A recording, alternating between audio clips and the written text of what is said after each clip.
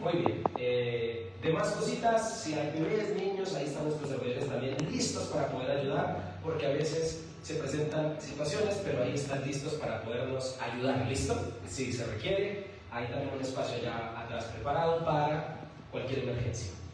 Bien, después de eso quiero contarle también que el sábado 25 de este mes de abril, creo que es el último sábado del mes, vamos a tener una celebración especial del Día del Niño. Queremos celebrar el Día del Niño, así como hemos sacado tiempo para celebrar el Día del Hombre, el Día de la Mujer. Y como ahora nuestra celebración, nuestro fin de semana tenemos culto el día sábado, ese culto va a ser dirigido hacia los niños. Entonces, para que lo conozcamos, lo sepamos. Y en esa celebración los niños van a predicar la palabra, en esa celebración. Entonces yo quiero invitar de manera especial a todos los papitos. A todos los papitos, ¿sí? Tenemos tiempo de poner en silencio. Listo.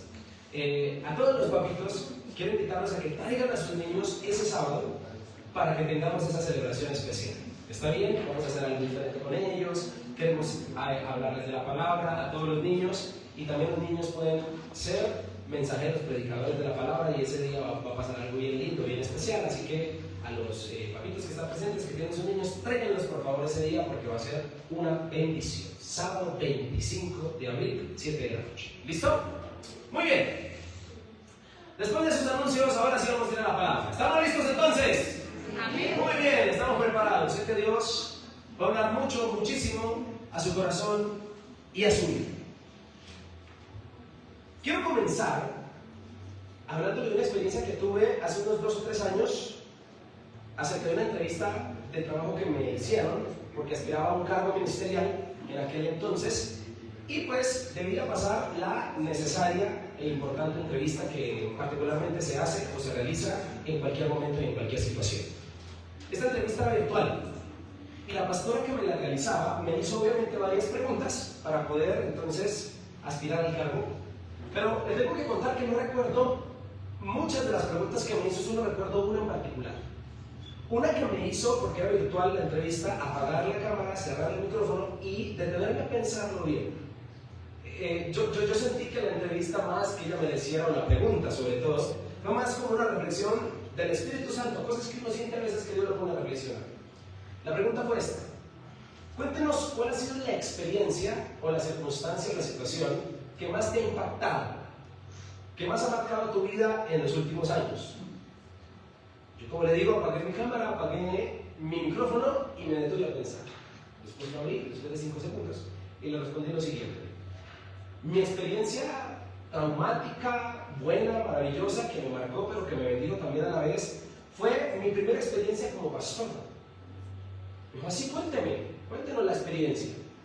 Le dije: fue en la Peña, Cundinamarca. Creo que algunos les he contado mi primera experiencia pastoral en la Peña, Cundinamarca, en un lugar de La Vega, en un lugar del municipio de Cundinamarca, cerca de La Vega, que tenemos una iglesia.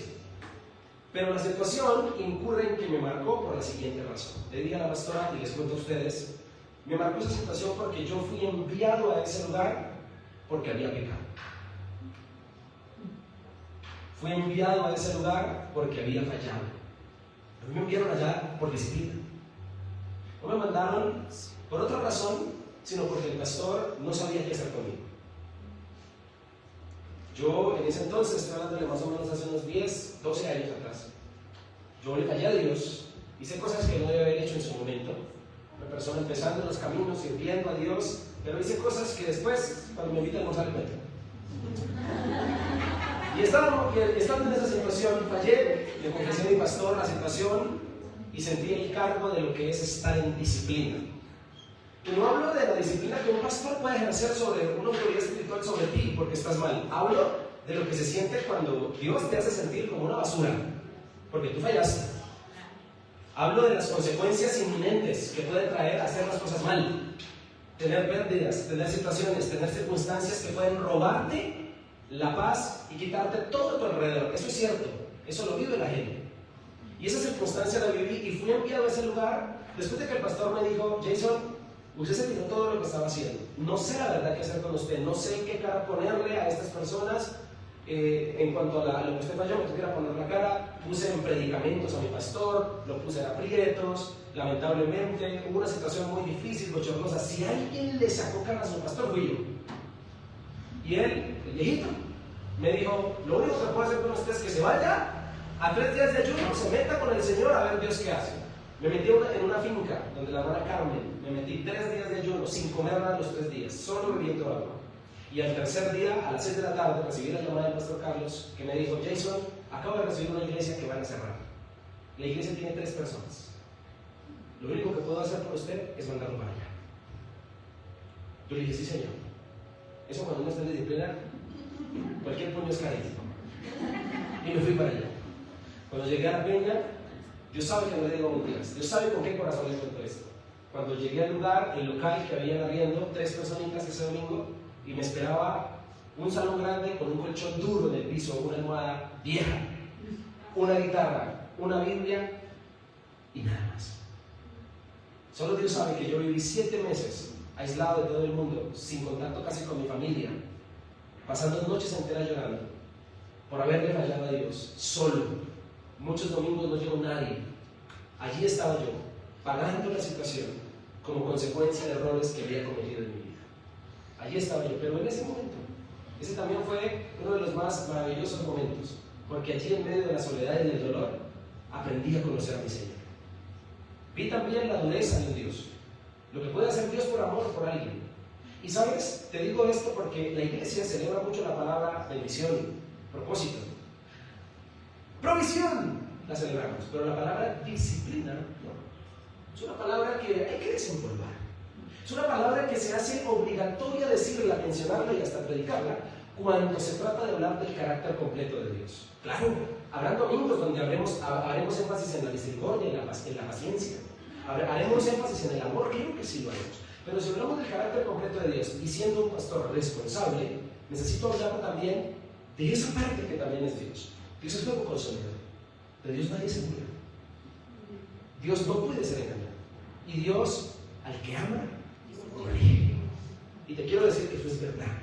Y si Dios a ti te ama, seguramente si has sido testarudo, cabezaduda, terco, como de pronto en su momento lo fui yo y lo sigo siendo en algunos aspectos, sabrás y entenderás de qué te estoy hablando. De esas circunstancias donde sabes que es con Dios. De verdad que no se trata de gente, no se trata de una autoridad, no se trata de alguien que te dice lo que no tienes o lo que no puedes hacer o lo que perdiste. Se trata de situaciones vivenciales que se viven, valga la redundancia, por cuestiones de fallas, como consecuencias de los errores. Una cosa es vivir pruebas. La Biblia nos enseña que a la gente buena también le pasan cosas malas. Pero me refiero a situaciones donde sabes que vives infiernos, entre comillas, desiertos, situaciones difíciles, porque sabes que fallaste. No nos digamos mentiras. Y eso es una situación de un Dios también predicable que está en la Biblia y que tiene más versículos de los que usted se imagina acerca de esto llamado disciplina, historias por doquier para que las podamos contar. Lo cierto es que irme a la peña implicó perder mis privilegios, perder mis amistades, perder gente, entender o pasar por el tamiz y realmente comprender quién está contigo en las buenas y en las malas, quién realmente se hace a tu mismo nivel y se arrodilla para ayudarte a levantar. Realmente quién procura por tu restauración, por levantarte y por creer que contigo se puede hacer algo maravilloso. Realmente, es ahí donde tú sabes, perdí muchas cosas, perdí privilegios, y ya estaba yo con mi guitarra, mi Biblia y mi colchón viejo. ¿Qué estaba viviendo? No podía llamar a mi pastor y decirle, ¿por qué me mandó para aquí? Eres un inhumano. No, yo sabía lo que estaba viviendo, no había que quejarse con nadie. No había que hacerle reclamos a ninguna persona porque yo sabía realmente por qué estaba viviendo. Pero creo que esa experiencia también me hizo parte de lo que soy. Y si usted, quiero darle acceso a eso, yo sabe con qué corazón le digo lo siguiente: si usted ve algo bueno en mí, gracia de parte de Dios y bendiciones y cosas que yo le podría aconsejar, le aseguro que tiene que ver con la primera experiencia de haber conocido a mi Señor, pero también con la segunda experiencia de haber pasado por una disciplina. Se lo aseguro. Por eso les he dicho muchas veces que no hay que confiar en nadie que no tenga cicatrices.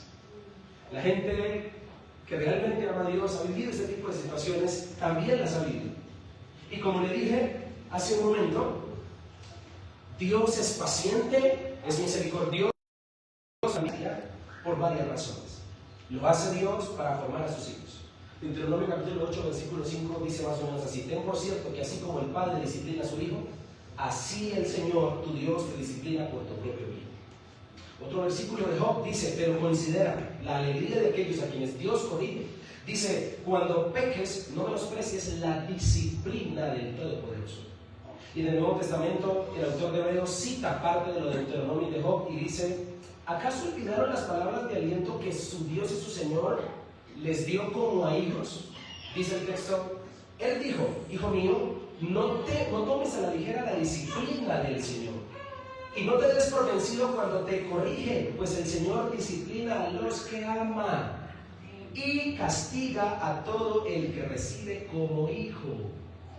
Así que para los hijos de Dios hay bendiciones. ¿Cuántos dicen amén? Amén. Pero también hay disciplina. Amén. Oh, qué rica respuesta de parte de Dios. Porque hagamos como, ¿por qué solo aceptamos lo bueno? ¿Cierto? Digo, y no aceptamos este tipo de cosas. Y ni hablar de innumerables versículos de la Biblia como Proverbios 3, Proverbios 5, Proverbios 13, Proverbios 15, que hablan mucho de esta palabrita y de lo benéfica que puede llegar a ser cuando el corazón se pone duro. ¿Sabes qué demuestra la Biblia acerca de la disciplina? Que la disciplina no contradice el amor de Dios, más bien lo afirma y lo confirma. También Dios recurre a ella porque el corazón del hombre y de las personas tiende a endurecerse fácilmente, a desviarse, a querer persistir en pecados, a querer persistir en cosas ocultas. Y te voy a decir una cosa, Dios no está dispuesto a dejarte así como eres. Dios de verdad que está comprometido en cambiarte. Y aunque hay cosas que no saben visiblemente, Dios sí las conoce. Y Dios sabe qué hacemos y cómo lo hacemos. Entonces Dios, si ve necesario, cuando ve mucha autosuficiencia, cuando ve mucho desvío, cuando ve negociaciones de principios, cuando ve que persistimos en pecar en ciertas circunstancias donde posiblemente nadie nos ve, seguro, Dios prepara una disciplina. Entonces el Señor se hace presente con una maravillosa palabra: exilio, disciplina. Una palabrita que, vuelvo y digo, debemos desempolvar porque el Señor lo hace para detener el rumbo equivocado que nuestros pies y nuestra vida quieren tomar.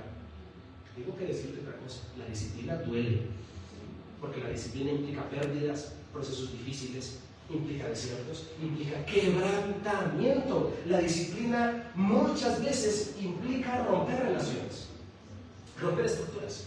¿Cuántos de los que estamos aquí por disciplina, no por nada más, hemos sentido que hemos perdido nuestra familia?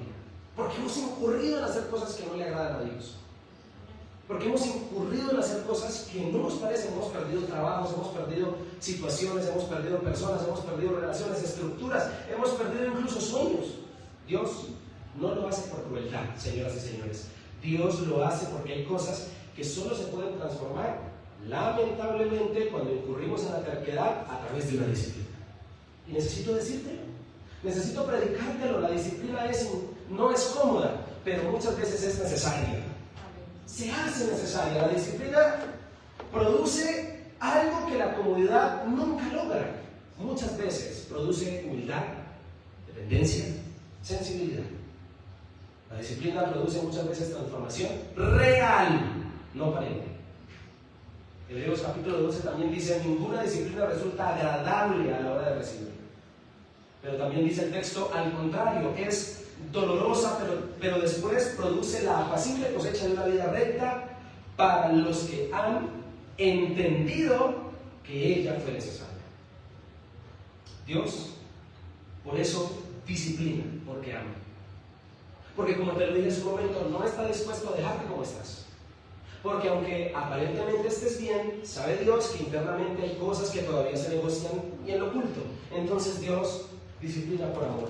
Lo hace con el fin de corregirte, lo hace con el fin de levantarte. El propósito de la disciplina de Dios no es destructivo, sino redentor.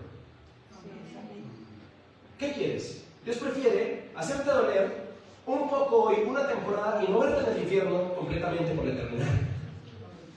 Dios prefiere hoy hacerte doler un poco y hasta de pronto que quedes en vergüenza en esta tierra, pero tengas la frente en alto en el cielo. ¿Qué es mejor, querido amigo? Dios hace eso por amor, por redención. Ese es el propósito que lo impulsa a hacer. ¿Sabes? En este contexto, entonces, las personas entendemos que la disciplina del Señor no es un castigo sin sentido, es una obra transformadora. Me preocupa que no entendamos y discernamos ese proceso tan natural que para Dios es natural. Puede que para nosotros sea extraño, pero es natural. Y te hablo de esto porque precisamente este es el contexto de esa palabrita exilio en la Biblia. El exilio es una palabrita muy importante y de varios años, corta, pero en proceso larga. Una situación que vivió el pueblo del Señor a causa de sus pecados. Para hacerte rápida y corta la historia, la Biblia tiene gran parte, cuando habla de los profetas, de que el pueblo de Dios incurrió por lo menos en 3 fallas que no quisieron dejar en la comodidad. Dios envió 1001 profetas a advertirles acerca de sus pecados, ya cuando poseían la tierra, ya cuando estaban bendecidos, ya cuando tenían templo, ya cuando eran una nación establecida, ya cuando habían pasado muchas cosas buenas. 3 cosas hicieron, o hacían: desobedecer su voz, sus mandatos, rebeldía e idolatría. Dios mandó muchos profetas a advertirles: dejen eso, que dejen eso, que dejen eso, que dejen eso, que dejen eso. Y Dios siempre mandaba la advertencia: si no lo hacen, vendrá un exilio, vendrá una cautividad, vendrá una diáspora.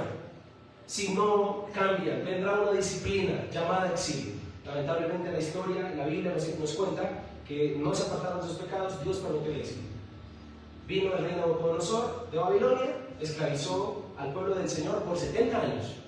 Le quita sus tierras, lo saca de allí, se lleva a las personas de ese lugar y se las lleva como esclavas a Babilonia y se apodera del territorio. 70 años así. ¿Sabes por qué? Por pecadores. ¿Sabes por qué lo hizo Dios? Para disciplinarlo. Y esta palabra y esta situación se encuentran en la Biblia. En la Biblia por lo menos encontramos 3 exilios. El primero con Daniel. ¿Quieres saber qué pasó en el exilio? Lee Daniel. ¿Quieres saber qué pasó en el exilio? Lee Ezequiel. ¿Quieres saber qué pasó en el exilio? Lee Sofonías, lee Ageo. Profetas que vivieron la situación en carne y hueso, que nos cuentan lo que pasó allí. Pero hoy me gustaría hacer énfasis en Ezequiel. Ezequiel es un libro que nos cuenta lo que sucedió en parte del exilio. Él tuvo que vivirlo. Es más, Ezequiel cumple sus 30 años de edad en Babilonia, exiliado. Se convierte en sacerdote allí y Dios le muestra visiones. Visiones tanto de lo que está pasando en Jerusalén, la tierra donde lo sacaron, y también mensajes para los exiliados, mensajes para la gente desterrada, para la gente que está en disciplina. Entonces, Ezequiel no solo profetiza las pérdidas. Perdieron la relación con Dios, perdieron la estructura, perdieron el templo, perdieron las familias, perdieron sus tierras, perdieron muchas cosas, sino que además hay algo que me llamó la atención. Ezequiel le dice a los desterrados que después de la disciplina ellos iban a ser gente distinta. Es decir, que Ezequiel menciona algunos propósitos que la comodidad no logró, pero que la disciplina sí. Y me encantaría mencionártelos en esta mañana. ¿Por qué razón? Porque yo no sé si tú estás en ese estado, yo no sé si tú estás ahí, pero yo quiero mostrarte algunos propósitos que logran la disciplina. Y cuando hablo de propósitos estoy hablando de cosas beneficiosas, cosas buenas que le suceden a la gente cuando es sometida a esa disciplina de Dios, porque ha incurrido en esos pecados. Y por lo menos en el texto que vamos a leer, descubro por lo menos 3 que me llaman la atención y me encantaría mencionártelas porque considero que necesitas entenderlas. Con este mensaje, yo no pretendo decirte que estás en disciplina, solo tú lo sabes. Con este mensaje, por lo menos pretendo ser una voz que te advierte y que te dice hoy lo que Dios quiere lograr contigo si llegas a estar en ese exilio llamado disciplina. ¿Estamos de acuerdo? ¿Hacemos ese trato? Está bien. Primero, la disciplina logra expandir la mente. Ezequiel capítulo 11, versículo 14. La palabra dice: luego recibí este mensaje del Señor. Hijo de hombre, el pueblo que aún queda en Jerusalén habla de ti, de tus parientes, de todos los israelitas desterrados. Dicen: ellos están lejos del Señor, así que ahora Él nos ha dado a nosotros la tierra que les pertenecía. ¿Qué está diciendo o qué le está mostrando Dios a Ezequiel? Está diciendo: ustedes mientras están allá en Babilonia disciplinados, los que se quedaron en Jerusalén están aprovechando el desorden y se apoderaron de las tierras diciendo que están súper bendecidos. Eso está sucediendo. Pero Dios sigue hablando y le dice en el versículo 16: por lo tanto, diles a los desterrados, a los que están en disciplina, le dice Dios a Ezequiel: esto dice el Señor soberano, a pesar de que los esparcí por los países del mundo, yo seré un santuario para ustedes durante su tiempo en el destierro. O sea, yo seguiré siendo su Dios mientras ustedes estén en disciplina. Y dice el versículo 17: yo, el Señor soberano, los reuniré de entre las naciones a donde fueron esparcidos y les daré una vez más el territorio de Israel. Yo creo que los desterrados estaban en una paja. Nos van a volver a la tierra, pero la pregunta es, ¿después de qué? Dígalo, después de la disciplina. ¿Sabes qué es? ¿Por qué digo expandir la mente? Porque Dios los lleva a Babilonia y en Babilonia ellos entienden cosas, la mente fue expandida, comprendieron cosas de su Señor que antes no entendían atrás. La disciplina hace que uno tenga convicciones que antes no tenía. Uno es muy importante. En aquel tiempo, para que tú lo sepas, contexto bíblico, en aquel tiempo la gente creía que los dioses eran territoriales, solo se mueven dentro de nuestro territorio. Ahora, al recibir una palabra, un profeta que recibe visiones en Babilonia es raro y extraño. Ellos están expandiendo su mente y conociendo más a Dios. Conociendo que Dios no solo se mueve allá en Jerusalén, en el templo, no es necesario el templo, sino que también se mueve donde quiera que estemos. Ellos están entendiendo quién es realmente Dios, están accediendo a caracteres de Dios que antes en la comodidad y estando en el templo no conocían. Su mente fue expandida. Y sabes, eso suele sucederle mucho a las personas que somos corregidas. Cuando pasamos por un grave dolor, ahí sí entendemos. Cuando pasamos por una grave situación, entonces valoramos a la mujer que perdimos, o al hombre que perdimos, o a la familia que teníamos. Ahí sí entendemos cosas que antes no entendíamos. Eso le suele pasar a la gente que pasa por disciplinas. Y esta gente le está pasando. Expandir la mente es el proceso de crecimiento que implica superar limitaciones que tenían. Por eso te voy a decir una cosa. La disciplina es esa pedagogía que rompe la religiosidad de cualquier religioso. El religioso se basa por las doctrinas. Es que Dios actúa así. Venga, espera una disciplina para que entonces veas y conozcas realmente a tu Dios y verás que Dios hace lo que Él se da. Así es, amén. ¿Estamos de acuerdo? Quiero decirte que esto implica adoptar perspectivas y conocimientos y convicciones que antes tú no conocías. La gente pensaba que Dios en el exilio guardaría silencio y es cuando más les está. ¿Sabes? Por eso cuando uno está en disciplina, Dios nunca está lejos. Así es, amén.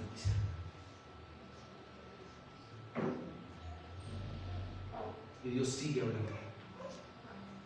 Yo imagino a esa gente y yo considero que ahora sí valoraban la voz del profeta como nunca. Yo creo que mientras profetizaba Ezequiel, lágrimas corrían por sus ojos. El dolor del exilio hizo que pusieran atención como nunca a la palabra del predicador en ese tiempo.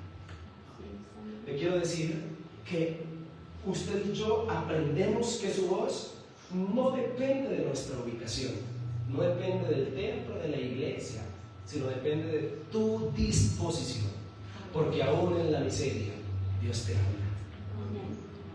Quiero decirte que los que estaban en Jerusalén creían ser los favoritos. ¿Recuerdan lo que Dios le mostró a Ezequiel que decían los que se quedaron en Jerusalén? Se fueron a Babilonia, se los llevaron, ahora sus terrenos son nuestros, somos favorecidos. La disciplina realmente nos hace reinterpretar la vida y las circunstancias y sobre todo nos hace entender que muchas veces andamos equivocadamente. Nos hace entender la disciplina que no todo lo que parece pérdida lo es. Al parecer ellos perdieron su tierra y sus cosas, pero ya en la disciplina están ganándolo todo, están aprendiendo a conocer a Dios. ¿Sabes también qué te puedo decir? Que la disciplina hizo interpretar la verdad, sacó la verdad a flote, porque los que se creían bendecidos realmente no lo estaban. Una disciplina nos hace entender que la forma en que llevamos la vida no es correcta, que está mal. Nos hace entender que no todo lo que parece cerca de Dios realmente está cerca de Dios. Eso es impresionante y es importante. La disciplina nos enseña y corrige a que no midamos la vida espiritual por apariencias, sino que realmente entendamos que se trata de disposición interna y no la podemos medir ni por una posición ni tampoco por qué tanto dinero tenemos. Dejemos de medir la espiritualidad por qué tantas cosas tenemos. Eso no le indica a Dios que eres espiritual o que andas bien. Yo conozco gente con mucho dinero, más que usted y yo juntos, pero está en disciplina. La posición y la estabilidad jamás indica favor. Fueron despreciados por sus propios hermanos. ¿Saben? Lo que vive cualquier persona, y en el Nuevo Testamento se predicó de eso. ¿Conoces tu gente que falló, pecó, y en vez de tener gente que le ayude, la gente lo rechaza? yo viví eso, que es ser rechazado por tus fallas, porque te fallaron, ¿sabes? Pero el rechazo humano solo indica una cosa, que hay uno solo que quiere tener que ver con un pecador, Cristo, nadie más. Amén. Cuando usted y yo fallamos, nadie quiere tener que ver con nosotros. El pastor Carlos me quería lejos. Pero había uno solo que quería tener conmigo. Yo le digo la verdad, mire. Después de la falla, o después de lo que yo viví, había gente que yo tratando de restaurarme, yo estaba en ayunos, en la última silla, ya llorando. No estoy diciendo que los de la última silla, no estoy diciendo, sino yo en mi ayuno. Allá, y recuerdo como si fuera ayer unos hermanos que consideraban mis amigos, o los consideraba en ese momento buenos, pasándome papelitos, hermano, mire, papelitos. Y yo, como buen cristiano, pensé que era una ofrenda. Cuando yo abrí el papelito, había un versículo bíblico. Entonces yo me salí del ayuno, me fui, busqué en mi celular el versículo, y el versículo decía así: fariseo hipócrita. Así se la Biblia. ¿Sabes? Muchas veces la iglesia cristiana, cuando ve que una persona falló, somos soldados que no optan por la restauración, sino por acabarlo de matar para que no viva. Por la destrucción. Por destruirlo. Eso es mejor que no viva, pastor. Eso es mejor que mata. Eso es mejor caer encima. Pero sabes, el único que tiene que ver o quiere tener que ver con un pecador es Cristo. Amén. El único que se quiere entregar es nuestro Señor. El único que quiere tener que ver contigo es Él. Por eso, el pasaje cuando dice el Señor, yo seré su santuario en medio de ustedes, eso redefinía, escúcheme, el significado de lo que es estar cerca. Cerca no implica estar cerca a la iglesia, al templo. Cerca implica disposición en su corazón. Y eso Dios deseaba contigo. Nunca habrían conocido a Dios como santuario sin esta disciplina. La disciplina nos hace conocer a Dios de formas que antes nosotros no lo buscamos. Nos hace hacer oraciones que antes no hicimos. Nos hace experimentar atributos de Dios que antes no conocimos. Te voy a decir, no es la primer pedagogía que Dios quiere usar, solo que se hace necesaria cuando el corazón se vuelve terco. Ellos perdieron muchas cosas porque algo sucede cuando en disciplina estamos y Dios nos quita las cosas. Quitar las cosas, perder las cosas, es permitir que Dios se revele un poco más. Muchas veces sucede así. Por eso la disciplina expande nuestra mente para que entendamos que Dios no es un complemento, es suficiente. ¿Es qué? Suficiente. Es suficiente. La pregunta es, ¿qué tiene que pasarnos para que entendamos que Dios no es un complemento de la vida? Es todo lo que necesitamos. Se puede vivir sin todo lo que sea, pero sin lo único que no se puede vivir es sin Dios. ¿Cuándo será que entendamos eso? Ellos no concebían a un Dios fuera de Jerusalén, pero Dios, gracias a Dios, no se limita a nuestras creencias limitantes. Dios ha hecho cosas en nuestra vida que nosotros ni hemos creído. Gracias a Dios no se limita a lo que nosotros creemos. Imagínate la vaina. Te quiero decir que en el exilio uno concibe de lo que Dios es capaz. Uno concibe que Dios es amoroso, pero que también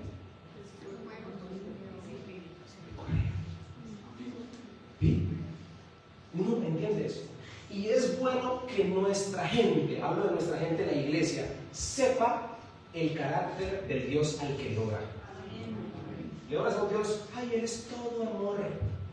Hay una hermanita, no pasa aquí, en otro lugar. Una hermanita decía, ay, pastor, decía, ay, pastor, Dios conmigo es bueno, todo me lo da. Todo me lo da. Dios es lindo conmigo. Y el pastor un día le dijo, yo no sé si con rabia, le dijo, hermana, escriba un libro para que nos cuente el secreto de cómo es. Porque a veces uno recibe todo lo que uno pide. Porque sí, Dios es todo amor, pero Dios también tiene un carácter. No puede ser engañado. Entonces, en el exilio, uno concibe de lo que Dios es capaz. Promete restaurarlos y reunirlos, dice el pasaje. Que promete levantarlos, porque Dios, señoras y señores, sigue teniendo propósitos con el disciplina. Amén. Así es, amén. Dios sigue teniendo planes contigo. Sí estás en el exilio, pero todavía le sirves a Dios. En el exilio todavía hay promesas. En el exilio todavía hay planes. No es el final. No es el final del juicio. Es el inicio de una restauración. La disciplina de Dios en la disciplina de Dios no termina la historia. Aunque haya quebrantamiento, Dios usa el dolor para enseñarnos lo que no quisimos aprender cómodos. Eso sucede. La disciplina nos lleva a entender verdades que oímos antes, pero que no quisimos abrazar antes. Entonces la disciplina tiene una maravillosa función, que es ponerle su tatequeta a todo el mundo y hacerlo entender, como le sucedió al hijo pródigo. A la altura del versículo 17 del capítulo 15 de Lucas, el texto dice: y volviendo en sí. Volver en sí, ¿qué es volver en sí? Reaccionar. Es como cuando una persona está muriendo y le hacen El texto dice que después de que se rebeló contra su papá, se gastó lo que le dieron, se revolcó en la miseria, dice volviendo en sí. Volviendo en sí es un choque, es reaccionar. Eso tiene la capacidad de hacer la disciplina en la mente y en el corazón de una persona. Por eso el dolor abre el entendimiento que la comodidad no pudo. Segundo propósito que logra la disciplina no solo es expandir la mente, sino también suavizar el corazón.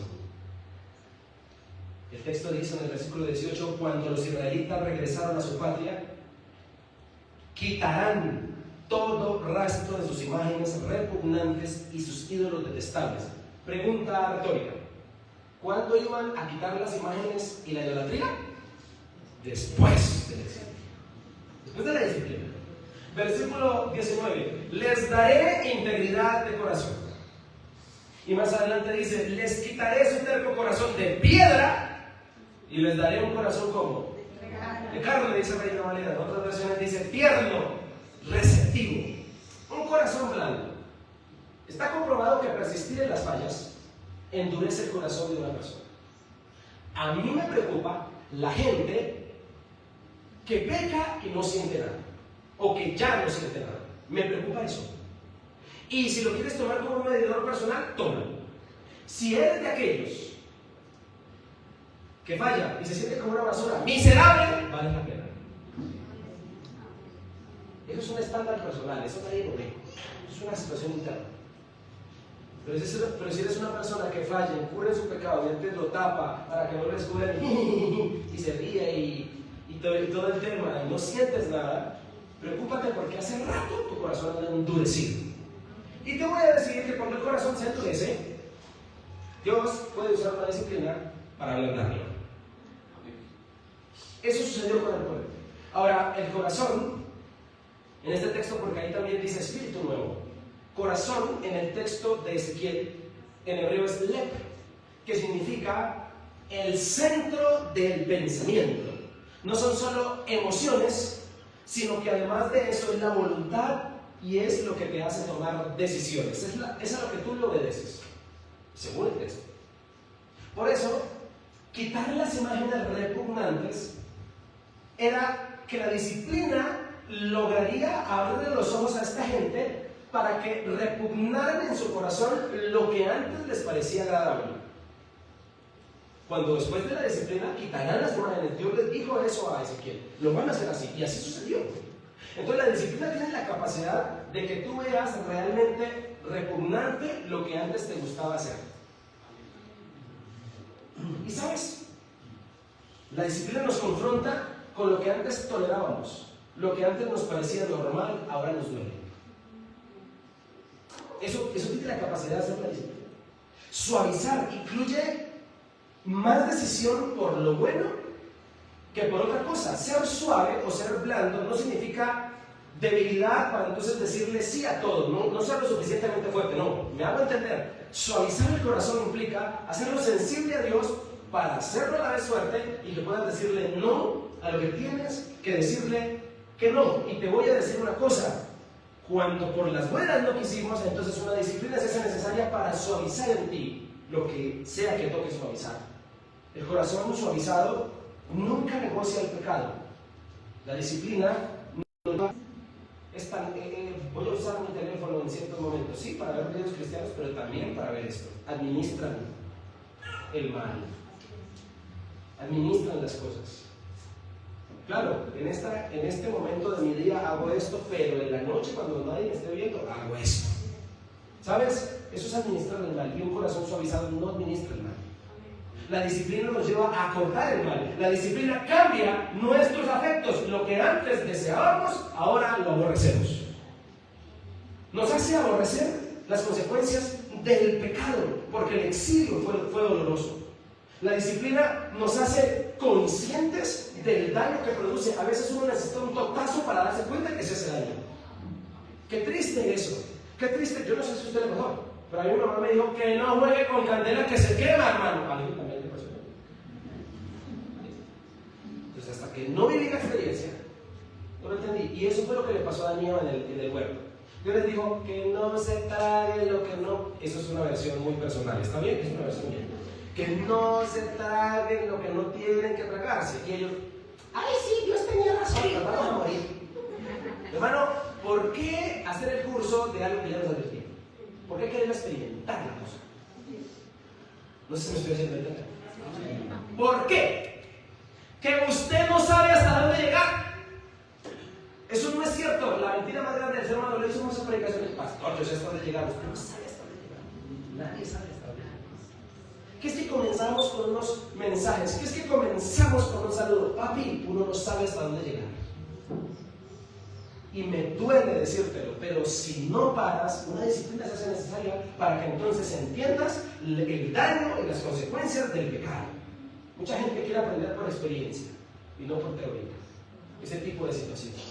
Por eso, quiero decirte que hay algo más importante. El pasaje cuando habla de corazón, dar un corazón suave o cambiar el corazón. La Biblia siempre hizo énfasis con Ezequiel en un corazón, porque descubrió algo maravilloso. Resulta que el corazón endurecido es un corazón dividido, como lo que dije antes, administra el mal, dividido. Quiero a Dios, pero a la vez quiero hacer esto. Entonces yo creo que en alguna predicación lo dije, creo que lo recuerdo, que una cosa muy diferente es decir, quiero pecar, pero no puedo. No puedo, pero...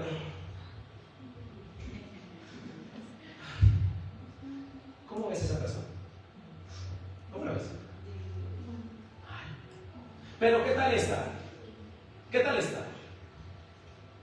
Pudiendo pecar, no quiero. ¿Cómo la ves ahí? Es diferente, ¿sí? Eso es distinto. ¿Sabes? La disciplina tiene la capacidad de que aborrezcas lo que en principio quisiste. Es la forma, no es la pedagogía más acertada que Dios quisiera usar, pero es necesaria a veces cuando incurrimos en lo anterior. La disciplina tiene la facilidad, la capacidad de que dejes de tener una vida fragmentada entre Dios y el pecado. De verdad que nos pone tan quiera. Por eso, cuando el texto dice que les van a quitar el terco corazón o el corazón de piedra, habla de quitar la resistencia que a veces tenemos a Dios en cuanto a obedecerlo, en cuanto a hacer las cosas que Él nos pide que hagamos. Dios nunca negocia con tu dureza. Dios la remueve. Dios no dice, ¿verdad? ¿Qué vamos a hacer con esta dureza? Venga, vamos a tratar de hacer un negocio. No, Dios la quita. Y a veces es necesaria una disciplina muy dura para que se remueva la dureza. Yo he visto hombres muy rudos llorando como niños después de una situación difícil. Yo lo he visto porque he sido uno de esos. Ahí sí uno ablanda su corazón y se vuelve sensible. Yo he visto gente yendo a la terapia, recibiendo el consejo, no sino después de que les dolió vivir las consecuencias de su pecado. Ahora sí voy a acceder, porque como dolió, ahora sí quiero. ¿Sabes? Dios conoce el método, porque tú no le vas a quedar grande. Vuelvo y te digo, no debería ser así. Deja la terquedad, deja la dureza, deja de vivir de experiencias del pasado que a veces te hacen ser duro, ser radical. No seas así. El corazón suavizado, el corazón sensible, es el corazón que siempre está dispuesto a obedecer a su Señor. El corazón de carne nos habla de hacernos sensible a su voz. La disciplina hace que vuelvas a escuchar lo que antes ignoraste. Ahora Dios te habla y ahora tú le respondes. Muéstrame a una persona. Yo lo que voy a hacer a continuación no es un listado de características del disciplinado. No, pero si lo quisieras tomar así está. Muéstrame una persona que atiende a la voz de Dios y te mostraré una persona que fue disciplinada por Dios. Muéstrame una persona que cuando dice orar, ora. Y te mostraré una persona que pasó por el cáliz. Muéstrame a una persona que es diligente en obedecer y te mostraré a alguien que en el pasado no lo fue y que pasó por una circunstancia de dolor donde entendió que la obediencia era el mejor camino. ¿Sabes? El corazón receptivo habla de volvernos dispuestos. Por eso la disciplina nos muestra cosas que antes no pudimos ver y nos suaviza el corazón de una manera que antes no lo estaba. Nos hace reconocer nuestra condición real. La disciplina incluso derriba el autoengaño que a veces nosotros mismos nos creemos. Nos hace ver como realmente somos, pero también la disciplina nos hace accesibles a la gracia. Porque el Señor no rechaza un corazón contrito. Ellos perdieron muchas cosas, solo podían depender de Dios. La dureza siempre confía en sí misma. La suavidad depende de Dios. La disciplina te baja del trono. Y la disciplina tiene la capacidad de bajar del trono a cualquiera que esté sentado en tu corazón que no sea el Señor. Transforma nuestra respuesta emocional hacia una respuesta tierna, hacia una respuesta diligente. Antes evitabas a Dios, pero ahora, después de una disciplina, lo buscas, porque sabes que Él ha suavizado tu vida. Dios, por eso en la Biblia nunca ha buscado obediencia forzada, ha buscado que la obediencia nazca de un corazón sensible. Es diferente. Es diferente mandar a un hijo que haga algo de mala gana a que lo haga de buena gana. Es distinto. Es distinta la obediencia cuando nace, escúcheme, cuando nace de un corazón suave. Por eso la disciplina no te obliga, pero la disciplina sí te transforma para que quieras obedecer. Tercero, el tercer propósito que logra la disciplina es renovar el espíritu. El texto también dijo en el versículo 19: y pondré un espíritu nuevo dentro de ellos. Y a mí sí que me llamó la atención esto. Sigamos leyendo el versículo 20. Para que obedezcan mis decretos y ordenanzas, entonces verdaderamente será mi pueblo y yo seré su Dios. Sin embargo, a todos los que añoren las imágenes repugnantes y los ídolos detestables, les daré su merecido por sus pecados. Yo, el Señor soberano, he hablado. Un nuevo espíritu habla de una nueva vida. Te lo resumo rápido. La palabra espíritu del versículo de Ezequiel es diferente al corazón porque en hebreo quiere decir ruaj, o dice ruaj, que es la misma palabra que aparece en Génesis cuando la Biblia dice que Dios sopló hálito de vida sobre el barro. ¿Recuerden? ¿O lo han leído? Ruaj, es la misma palabra. Colocar un nuevo corazón, según este pasaje, habla de que el hálito que Dios ya había soplado en su pueblo, ese espíritu que había puesto en ellos, se había visto corrompido por el pecado. Lo cuestionable, lo interesante aquí, es que según este texto, hay cosas que Dios no repara, coloca nuevas. Entonces, me estoy haciendo entender. Para que me entiendas mucho mejor. El espíritu es, el corazón es el timón, la vida es el carro, el corazón es el timón y el espíritu es el motor. Es lo que impulsa, es lo que te hace decidido en cuanto a Dios, tu espíritu.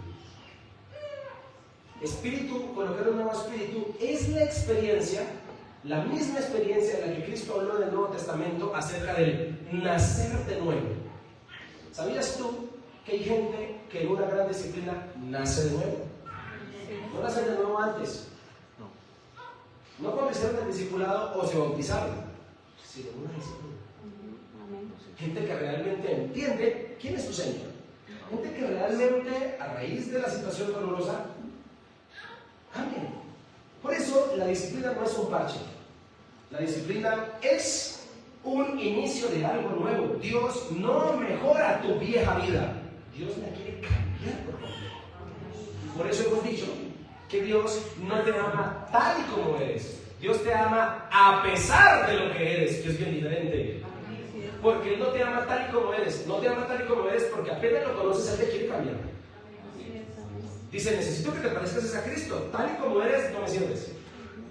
Más bien te ama y me ama a pesar de lo que somos. Pero el Señor quiere ya no verte a ti, sino quiere ver a Cristo en ti. ¿Ya no digo yo? ¿Estamos de acuerdo con ese lenguaje? Con esa verdad bíblica. Por eso, dentro de ellos habla de una renovación interna y no externa. Y yo considero que la transformación de adentro, el espíritu nuevo, es lo que nosotros debíamos orar por nuestros jóvenes. Porque hay muchas situaciones que se presentan hoy en nuestros jóvenes a su alrededor, cosas que pasan a su alrededor. Pero, ¿será que ponerlos bajo llave? ¿Será que quitarle las redes sociales, la tecnología, los guardará? No los guardará si el Señor coloca un espíritu nuevo. Si hay un nacimiento de nuevo, si hay una experiencia personal. Yo no sé papás, pero yo lo tengo clara sin ser papá en ese sentido. Yo apenas sepa que voy a ser padre, lo primero que voy a hacer es orar a Dios para que ese chino o esa china que nazcan tengan un encuentro sobrenatural con Cristo. Es la única garantía de que se salven. No que los lleve a la iglesia, no que haga el devocional con ellos. Conozco un pastor, un gran amigo, toda la vida hizo el discipulado con su hija desde que nació la china. Y la china, cuando estaba en el colegio, hizo cosas terribles, al punto que quedó embarazada con su novio menor de edad. Dice, ese señor, la china, era un gran pastor. Y dice él, ¿en qué momento? Y dice él, todos los días hice el devocional con mi hija, ¿en qué fallé? ¿Sabes? Hay decisiones que se toman deliberadamente. Por eso yo considero que esto es para nosotros. Necesitamos que Dios haga esto en nuestra vida. La disciplina muchas veces prepara el escenario para que Dios lo renueve. La disciplina a veces es como ese taller donde Dios desarma piezas para reemplazar y para colocar unas nuevas. Por eso la gente que sale de una disciplina sale diferente. La disciplina nos lleva al punto donde necesitamos nacer de nuevo. Hay momentos donde Dios no solo corrige, sino que hace las cosas diferentes, nuevas en ti y en mí. Por eso el dolor nos lleva a reconocer que necesitamos una nueva naturaleza. ¿Te está doliendo? Necesitas cambiar algo por completo. ¿Te está doliendo algo? Necesitas salir diferente de allí. El espíritu nuevo produce una nueva dirección. Y la evidencia de una nueva vida es una nueva dirección, no una nueva emoción. Ay, me siento diferente porque hoy siento. ¿Qué? Decisiones. Una vida es nueva con decisiones. Ahora, hay una inclinación real hacia lo que es obedecer. La obediencia deja de ser una carga y se convierte en una respuesta natural. Y eso sucede después de una disciplina. Hágalo, pero mande 3 veces a su chino a lavarle los ojos. Dele un coscorro. No estoy con esto promoviendo el maltrato, que es que para tener tanto cuidado. Le aseguro que después del coscorrón, usted lo manda y va. La disciplina nos hace receptivos de la obediencia. Ay, Dios. Quiero decirte que la disciplina alinea nuestra vida a la voluntad del Señor. El Espíritu no solo quiere obedecer, sino que el nuevo Espíritu que Dios pone en nosotros con su Espíritu Santo nos capacita para obedecer. Por eso, el texto va terminando diciendo, serán mi pueblo. Imagínate esta verdad. Después del exilio, ¿qué sería? Ahora se va a ser qué. Ahora sí viene la identidad. A veces Dios necesita pasarnos por una gran disciplina, porque antes de la disciplina estamos dándoles vergüenzas. Yo no sé cuántos de los que están aquí son muy sinceros y dicen, yo como hijo de Dios a Dios le he causado vergüenzas. Qué pena decir que soy creyente con las cosas que he hecho. Pero saben, después de una disciplina Dios se siente orgulloso del hijo que formó. Eso pasa. Dice el texto, ahora sí será mi pueblo. La disciplina nos hace volver, a quien realmente somos, no solo cambiándonos la conducta, sino recuperando la identidad. Este mensaje va más allá de que te comportes de la siguiente manera. Porque podemos comportarnos de una manera, pero el interior no haber cambiado. Como el muchacho de la escuela, ¿sí supo? No supo, le cuento. Un niño que estaba en la escuela y estaba molestando por todo el salón haciendo desorden de pie, y la maestra le dijo, fulanito, se me sienta conducta. Y el chico se fue y se sentó. Y apenas se sentó, levantó la mano, apenas se sentó. Y la profesora le dijo, sí señor, le doy la palabra. Y digo, profesora, quiero decirle que aunque me senté, en mi corazón estoy de pie.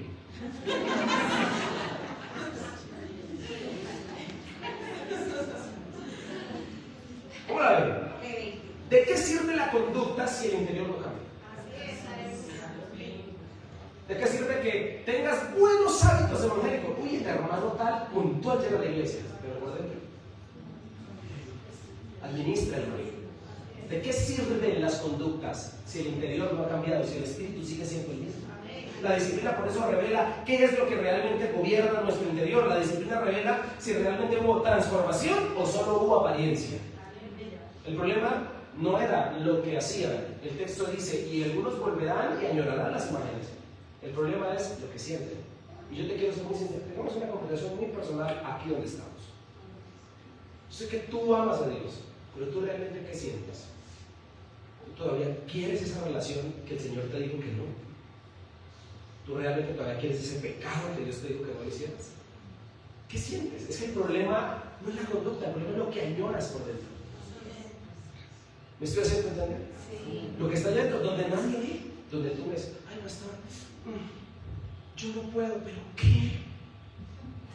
No puedo pecar, pero ¿cómo quiero? Es el problema, es lo que está allá adentro. La conducta es lo de menos. No es garantía de ser buen cristiano ir todos los domingos a la iglesia. Por esto no estoy diciendo que deje de venir, vengan. Porque el que anda entre la iglesia, pues vamos a la pecación. Algo pasa. Pero definitivamente el Señor va es por el corazón. Por eso el nuevo espíritu es cambiar lo que anhelamos. Nacer de nuevo implica nuevos deseos. Si el anhelo no cambia, la vida no cambia. Vuelvo y lo digo, esto no necesita volver a decir. Si el anhelo no cambia, la vida no cambia. Tu pelea no es con la conducta, tu pelea es con lo que quieres por dentro. ¿Estamos de acuerdo con eso? Por eso Dios no deja pecado sin tratar. La forma en que el Señor trata el pecado es con Cristo. Lo trató en la cruz, pagándolo. Pero si hay alguno de sus redimidos que quiere seguir por ahí fallando, entonces Dios sigue tratando el pecado con algo llamado disciplina. Te lo digo. Te lo digo por experiencia. Porque la renovación es una obra segura de Dios. Y termino diciéndote que a todo el que ha creído en Dios, Dios ha decidido renovarlo. Y muchas veces renovar implica el tamiz de la disciplina. Aquí finalizo. Quiero que por favor ahora sí me presten más atención para este final. Hay un versículo en la Biblia del Nuevo Testamento que lo dijo Pablo, que por cierto es muy conocido, que me gustaría explicarte de acuerdo a un principio que él menciona allí y algo que dice que realmente debe hacernos entender una verdad importante hoy acerca de este tema. El versículo es, porque no nos ha dado Dios espíritu de cobardía, sino de poder, de amor y de dominio. ¿Ve que es un versículo conocido? En otra versión dice, pues Dios no nos ha dado un espíritu de temor y timidez, sino de poder, amor y autodisciplina, dice el texto. Entonces, dominio propio, autodisciplina. No solo es la capacidad de la abstinencia, sino que también es un estándar. Dios nos ha dado autodisciplina. ¿Qué quiere decir eso? Papito, que Dios cerca de nosotros nos ha dado un estándar y cada uno tiene una capacidad de autoevaluarse, de saber si está en disciplina o de saber si no lo está. Dejémonos de vainas y hablemos con sinceridad. Uno siente y sabe cuando está en disciplina. No necesita un pastor en una iglesia. Nadie de autoridad, uno sabe que es con Dios. Uno sabe que muchas cosas de las que vive a veces son consecuencias de sus errores. Uno sabe, uno siente. Dejémonos de vainas. Tus dientes ya no son de leche. Tú ya creciste, tú ya tienes la capacidad de entender, tienes ese estándar interno. Tú sabes de lo que estás viviendo y dices, yo ni quejarme debería. Porque lo que estoy pasando es por consecuencias de mis errores. Uno tiene ese estándar por dentro. Pero te voy a decir una cosa. El que siente disciplina es una persona que ama. Es una persona que tiene la capacidad de relacionar su exilio con su falta. Es una persona que tiene la capacidad de agachar la cabeza y decir, no es culpa de nadie.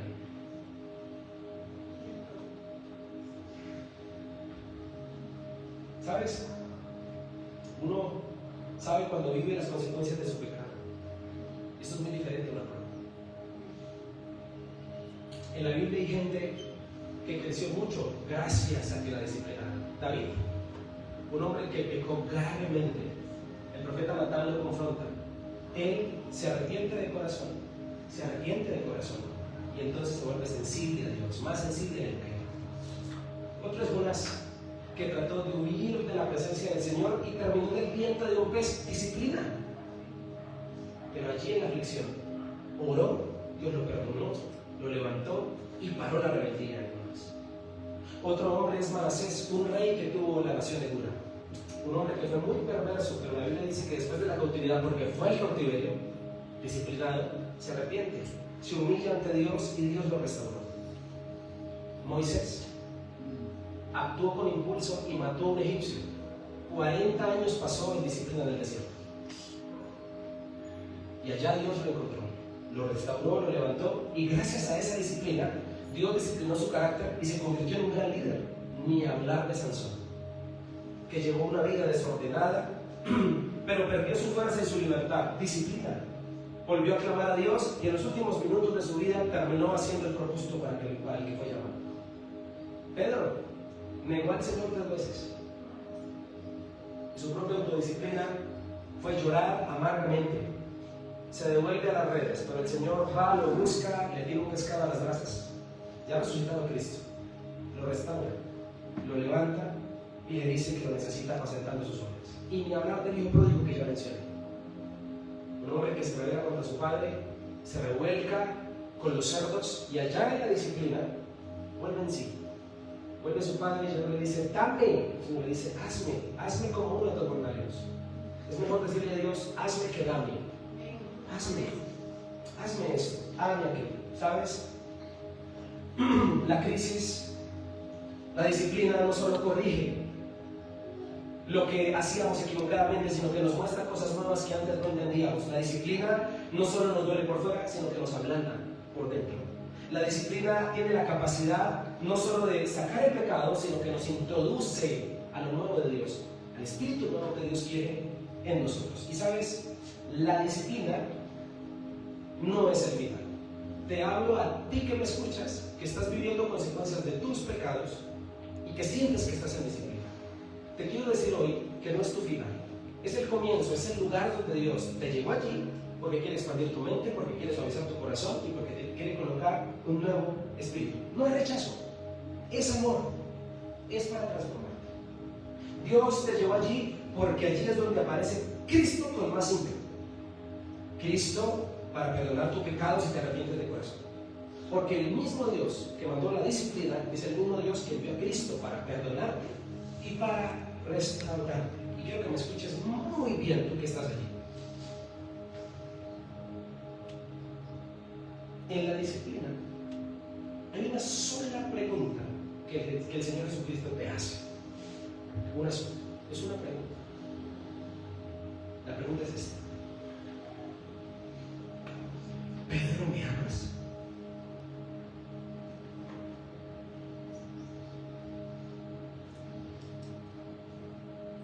Si pecaste, Dios no está interesado en hablar contigo para recalcarte tu pecado, sino para saber si todavía lo amas. Esa es la pregunta que yo te quiero hacer. Si tú pecaste, tú fallaste.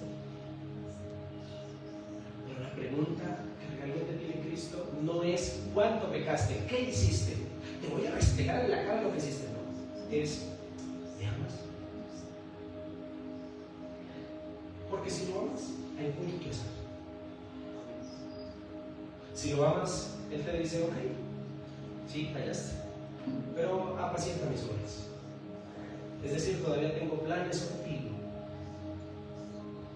Si tu respuesta es sí lo amas, a pesar de que fallaste, el Señor te dice que puede restaurarte y devolverte lo que perdiste. Es la única pregunta que embarga el corazón de nuestro Dios a la hora de fallar. si lo amas. ¿Lo amas? Es la única pregunta que el Señor quiere que respondas. Cuando Pedro falló y el Señor lo encontró, Pedro tenía vergüenza y creyó que Jesús le iba a reprochar y a echar en cara haberlo negado 3 veces, pero nunca Cristo tocó el tema. Jesús solo quería saber una cosa: si Pedro lo ama. Y si tú lo amas, hay mucho que hacer contigo todavía. Si tú lo amas, aunque vivas consecuencias de tus errores, Dios todavía puede hacer mucho por tu vida. Señoras y señores, también Dios te dice después de esto: vete y no peques más. Por favor. Te perdona, te restaura, pero no lo vuelvas a hacer. No vuelvas a pecar. No vuelvas a pecar. Restáurate, levántate. Es lo que Dios desea para ti. De verdad, no lo vuelvas a hacer. Señoras y señores, esto es Exilio, la experiencia entre la pérdida y el propósito que Dios tiene para nosotros. Padre, yo quiero darte gracias.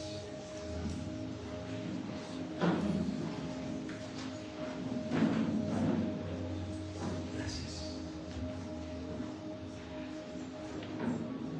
Hoy yo sé que Dios nos trajo para hacer algo, para restaurar nuestra vida.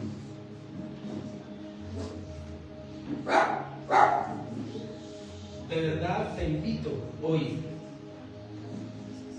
a que puedas entender esta palabra. Esto es para aquellos que han sentido eso, para aquellos que han entendido esto, para aquel que conoce y sabe muy bien de lo que le habla. Dios te ha llevado por diferentes dolores en la vida como consecuencia de tus errores y te ha llevado a estar al punto de casi perderlo todo. Es porque quería expandir tu mente, que entendieras cosas que no entendiste antes. Porque Dios realmente desea que seas una persona cambiada y transformada. Suavizarte el corazón porque lo he visto que está muy duro, pero también colocar un nuevo espíritu. Disciplina no es castigo descontrolado ni destrucción. En Dios, su propósito redentor es levantarte, es cambiarte, es hacer de ti alguien nuevo. Dios quiere hacer eso contigo, mi querido amigo. Dios quiere hacer eso contigo, mi mujer, que estás aquí. Dios desea cambiarte por completo, que seas una persona diferente. No quieras llegar al exilio, ni a la experiencia del exilio. Dios hoy te trajo cómodamente a este lugar para hablarte. Por favor, deja el pecado. Hoy Dios te lo dice claramente. Deja de hacer eso que está mal. No vuelvas allá. Corta con esa relación, corta con esa amistad, corta con eso que te hace mal, con esa adicción. Corta con eso. Dios desea para ti levantarte. Hoy te quiero invitar a que por favor notes cómo Dios te ama, que te habla de este tema, que de pronto estaba pospuesto por alguna razón. Hoy Dios de verdad te trajo aquí con el fin de hablarte y ministrar tu vida. Señor, gracias por hablarnos tan claramente. Hay una sola pregunta: ¿me amas? Es lo que el Señor quiere saber de ti. Si lo amas. Y Dios permita que realmente lo ames. Si lo amas, hay mucho que hacer. Te puede restaurar. Si lo amas, te puede restaurar, te puede levantar. Si lo amas, puedes ser una persona distinta. Gracias, Señor, por hablarnos de esta manera este día. Gracias por colocar claridad en nuestra mente y en nuestro corazón.